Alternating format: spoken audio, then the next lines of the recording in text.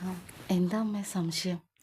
അല്ല മോളെ, മോൾ എന്ത് കണ്ടിട്ടാ ഇവനെ ഇഷ്ടപ്പെട്ടത് എന്നാ ഞാൻ ആലോചിക്കുന്നേ. ആഹാ, ഇതിപ്പോൾ പ്ലേറ്റ് മാറിയോ? അമ്മയുടെ ചോദ്യത്തിന് ജയുടെ മറുചോദ്യമായിരുന്നു അത്. നമുക്ക് രണ്ടാൾക്കും അങ്ങ് ഇഷ്ടമായി അല്ലേടാ? ജയ്യെ നോക്കി മീനു ഒന്ന് കണ്ണിറക്കിയതുപോലെ ചോദിച്ചു. ആ, 11 ഫസ്റ്റ് സൈറ്റ് അല്ലേ? മീനുവും ജയും മനസ്സുകൊണ്ടൊന്ന് ചിരിച്ചു. അതാ ഞാനും ആലോചിക്കുന്നത്. എൻ്റെ ഉമ്മേ, എന്തൊക്കെയാ പറഞ്ഞുകൊണ്ടിരുന്നത്? അങ്ങനെ ഒരു പെണ്ണ് വേണ്ട, ഒന്നും പറയാൻ ബാക്കിയില്ലായിരുന്നല്ലോ. ഒന്ന് പോടാ, ഞാനെൻ്റെ മോളെ കാണുന്നതിന് മുമ്പ് എന്തൊക്കെയോ പറഞ്ഞെന്ന് വെച്ച്.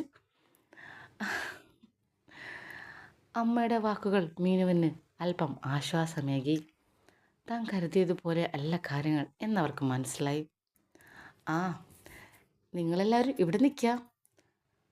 ആ ചോദ്യം കേട്ട് എല്ലാവരും ഒന്ന് തിരിഞ്ഞു നോക്കി. അത് മീനുവിൻ്റെ അമ്മയായിരുന്നു. നിങ്ങൾക്ക് വാ, ഞാൻ ഈ വീടൊക്കെ ഒന്ന് കാണിച്ചു തരാം. അവർ പിന്നെ വിവാഹം കഴിഞ്ഞതല്ലേ, അവർ രണ്ടുപേരായിട്ട് കുറച്ച് നേരം സമയം സ്പെൻഡ് ചെയ്യട്ടെ. ആ, അത് ഞാനങ്ങ് മറന്നു. ആ, എന്നാ വാ. ജയുടെ അച്ഛനെയും അമ്മയെയും കൊണ്ട് മീനുവിൻ്റെ അമ്മ വീടൊക്കെ ഒന്ന് കാണാം എന്ന് കരുതി കൊണ്ടുപോയി. മീനു ജയെയും കൊണ്ട് തൻ്റെ ബെഡ്റൂമിലേക്ക്. നീ ഇതിവിടേക്കാണ് കൊണ്ടുപോകുന്നേ? നീ വാ, എനിക്കൊരു കാര്യം പറയാനുണ്ട്. ബെഡ്റൂമിലെത്തിയപ്പോൾ മീനു പറഞ്ഞു, ഇതാ ഇവിടെ ഇരിക്കേ, എനിക്കൊരു കാര്യം പറയാനുണ്ട്. ഇതാ എൻ്റെ ബെഡ്റൂം. ഇത് നിൻ്റെ ബെഡ്റൂമാണോ? കണ്ടിട്ടങ്ങനെ തോന്നുന്നില്ല. പിന്നെ നിനക്ക് എന്തുപോലെ തോന്നുന്നേ? ഒന്നുമില്ല, പറയും. മീനുവിൻ്റെ അതിവിശാലമായ ബെഡ്റൂം നോക്കി ജയ് പറഞ്ഞു. എൻ്റെ വീടിൻ്റെ മുഴുവൻ കൂട്ടിയാലും നിൻ്റെ ഒരു ബെഡ്റൂം ആവില്ല, അത്രയും വലുതാണ് ബെഡ്റൂം. എൻ്റെ ബെഡ്റൂമിൻ്റെ വലിപ്പം നോക്കാൻ വേണ്ടിയല്ല നിന്നെ ഇവിടെ കൊണ്ടുവന്നത്. ശരി, എന്തിനാ കൊണ്ടുവന്നതെന്ന് പറ. പുറത്തെവിടെയും വെച്ച് സംസാരിക്കാൻ പറ്റില്ല, അതുകൊണ്ടാണ്. അതെന്താ? എവിടാ?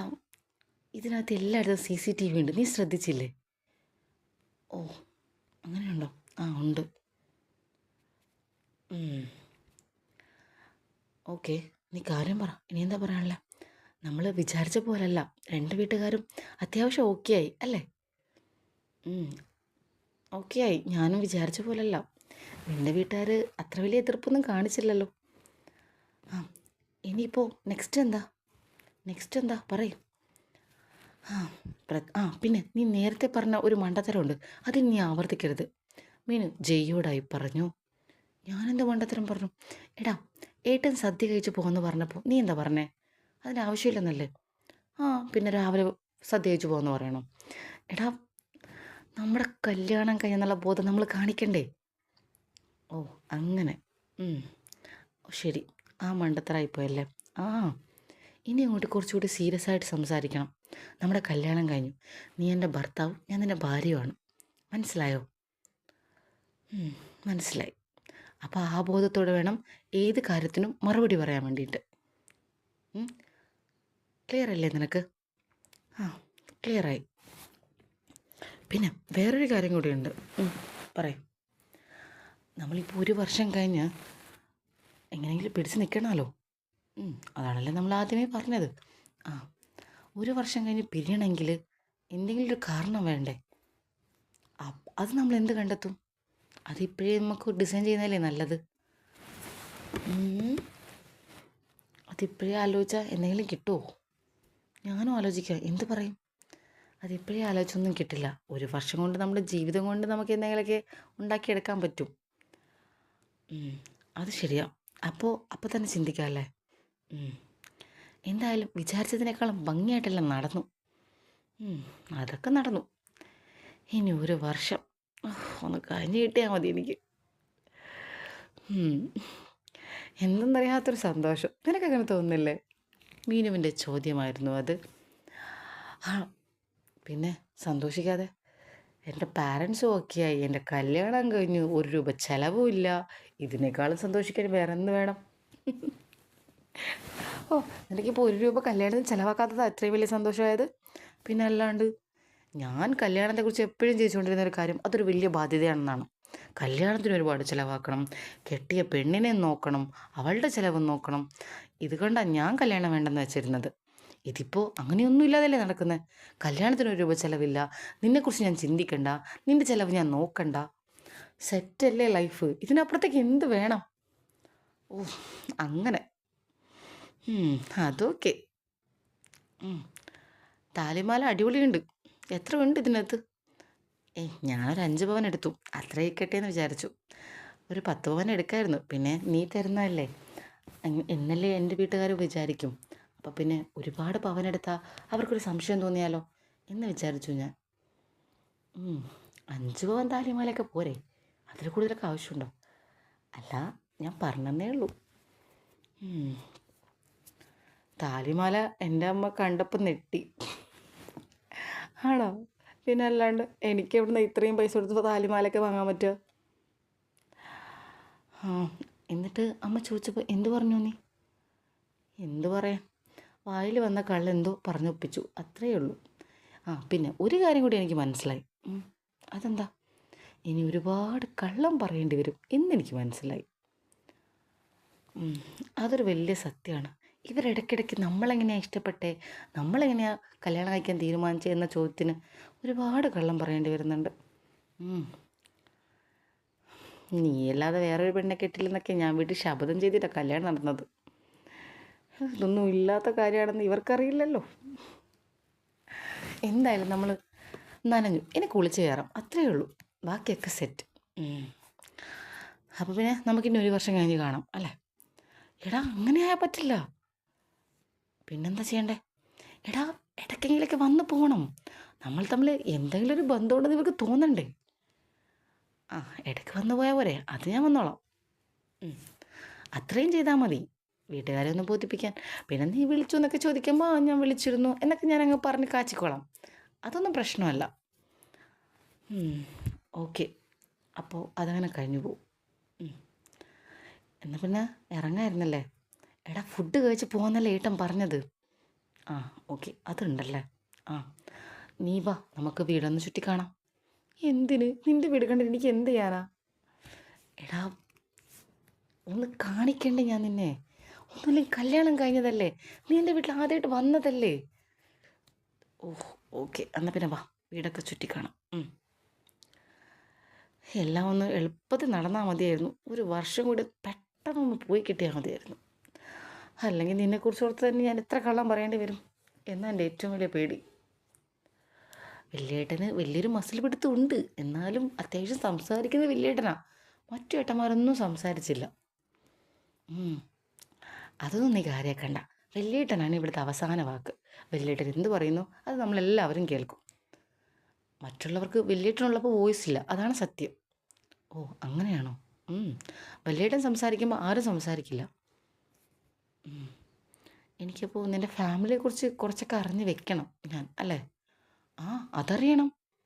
നീ ഡീറ്റെയിൽ ആയിട്ട് മനസ്സിലാക്കിയിട്ട് വെക്കണം. കാരണം ഈ 1 വർഷം നീ എൻ്റെ കുടുംബത്തിൽ ജീവിക്കാനുള്ളതാ. എന്നാൽ പിന്നെ നീ ആദ്യം അത് പറ, നിൻ്റെ ഏട്ടന്മാരെക്കുറിച്ച്, അവരുടെ സ്വഭാവത്തെക്കുറിച്ച്, ഇവരെയൊക്കെ എങ്ങനെയാണ് ഡീൽ ചെയ്യണമെന്നുള്ളത്. അത് ഞാൻ നിനക്ക് ഡീറ്റെയിൽ ആയിട്ട് പറഞ്ഞുതരാം. നീ അത് വെച്ച് എല്ലാം അങ്ങ് ഒപ്പിച്ച് പോയാൽ മതി. 1 വർഷമല്ലേ ഒപ്പിക്കേണ്ടതുള്ളൂ. ഓക്കെ അല്ലേ? ശരി, ഓക്കെ. അപ്പോഴേക്കും വാതിലൊരു മുട്ട്. മോളെ, നിങ്ങൾ അകത്തുണ്ടോ? വലിയേട്ടനാണല്ലോ. പോയി തുറക്ക്. നീ എന്നായിട്ട് ടെൻഷനാവുന്നു? എന്താ ഏട്ടാ? ഒന്നുമില്ല. നിങ്ങൾ വീടൊക്കെ ഒന്ന് ചുറ്റി കണ്ടോ? ഇല്ലേട്ടാ. അപ്പോൾ ഞാനിപ്പോൾ ഇവനോട് പറഞ്ഞതേ ഉള്ളൂ എല്ലാം ഒന്ന് കാണാമെന്ന്. എല്ലാം ഒന്ന് കാണിച്ചു കൊടുക്ക്. വീടും പരിസരമൊക്കെ ഒന്ന് കാണണ്ടേ, അല്ലേ? അതെ. നമ്മൾ ജയുടെ വീട്ടിലൊന്ന് പോകണ്ടേ? എപ്പോഴാണ് പോകുന്നത്? ചോദ്യം കേട്ട് മീനുവും ജയും പരസ്പരം ഒന്ന് നോക്കി. എൻ്റെ വീടങ്ങനെ ഇതുപോലെ കാണാനൊന്നുമില്ല. ചെറിയൊരു വാടക വീടാണ്. പ്രത്യേകിച്ച് അങ്ങനെ കാണാൻ പാകത്തിനൊന്നുമില്ല. ജയ് വീണ്ടും മുമ്പത്തെ അതേ മറുപടി പറഞ്ഞു. ആ, കാണാനൊന്നും ഇല്ലായിരിക്കും, പക്ഷേ കല്യാണം കഴിഞ്ഞല്ലേ, ചെറുക്കൻ്റെ വീട് കാണുക എന്നൊരു ചടങ്ങാണ്. ആ, അയ്യോ ഏട്ടാ, അതൊക്കെ നമുക്കൊരു 3 വർഷം കഴിഞ്ഞു പോരെ, അല്ലാതെ ഇപ്പം തന്നെ വേണോ? എന്തിനാ അങ്ങനെയൊക്കെ? 3 വർഷം കഴിഞ്ഞതിന് ശേഷം ആ ഒരു ചടങ്ങൊക്കെ ചെയ്താൽ പോരെ? ഇതിൻ്റെ വീട് കാണാൻ നമ്മളൊക്കെ പോയി, അത് അയൽവക്കൊക്കെ ശ്രദ്ധിക്കും, അതൊക്കെ വേണം ഏട്ടാ. ശരി, വേണ്ടെങ്കിൽ വേണ്ട. കല്യാണമാകുമ്പോൾ അങ്ങനെയുള്ള ചടങ്ങുകളൊക്കെ ഉണ്ടെന്ന് ഞാൻ പറഞ്ഞതേ ഉള്ളൂ. ശരി, എന്തായാലും നീ ഇവനെയും കൊണ്ട് വീടൊക്കെ ഒന്ന് ചുറ്റി കാണിക്ക്. ആ, ഞാൻ ആരാണെന്ന് നിനക്ക് മനസ്സിലായോ? ജയ്യെ നോക്കി വലിയേട്ടൻ ചോദിച്ചു. ആ, മനസ്സിലായി വലിയേട്ടൻ. എന്നെക്കുറിച്ച് കൂടുതലായിട്ട് എന്തെങ്കിലും അറിയാമോ നിനക്ക്? ഇല്ല, അറിയില്ല. എന്നെക്കുറിച്ച് നീ ഒന്നും പറഞ്ഞിട്ടില്ലേ മോളെ? അല്ല, ഞങ്ങൾ സംസാരിച്ച് തുടങ്ങുന്നതല്ലേ ഉള്ളൂ ഏട്ടാ. ശരി, അപ്പം നിങ്ങൾ സംസാരിക്ക്, നമുക്ക് കൂടുതലായിട്ട് പരിചയപ്പെടാം. ആ, ശരി. ഇതും പറഞ്ഞ് വലിയേട്ടൻ അവിടെ നിന്ന് പോയി. ഓ, രക്ഷപ്പെട്ടു.